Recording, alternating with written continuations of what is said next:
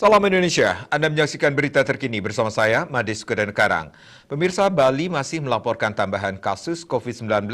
Sabtu 15 Mei ini, penambahan kasus baru tercatat sebagai jumlah kasus paling rendah dalam rentang 9 bulan terakhir.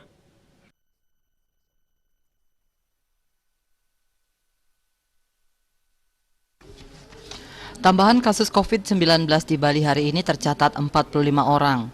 Ini merupakan jumlah terkecil dalam 9 bulan terakhir. Sehari sebelumnya jumlah kasus di angka 47. Pasien sembuh juga dilaporkan bertambah melampaui kasus baru.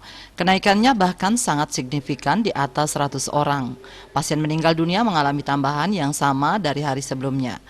Data Satgas Penanganan COVID-19 Bali mencatat kumulatif kasus yang ditangani Bali mencapai 46.216 orang. Sementara itu tambahan korban jiwa mencapai 3 orang.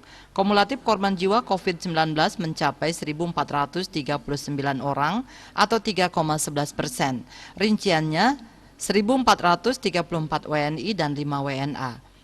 Pasien sembuh bertambah mencapai 123 orang sehingga total pasien sembuh saat ini sebanyak 43.776 orang atau 94,72%.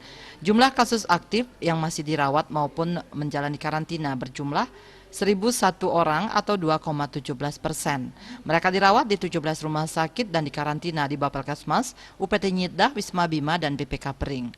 Dia Dewi, Bali Pos melaporkan. Untuk mencegah penyebaran COVID-19, ingat pesan ibu selalu terapkan 3M, wajib memakai masker, mencuci tangan, menjaga jarak, serta hindari kerumunan. Dengan penerapan perilaku 3M, Indonesia segera terbebas virus corona menuju Indonesia maju. Tetaplah bersama Bali TV. Salam Indonesia.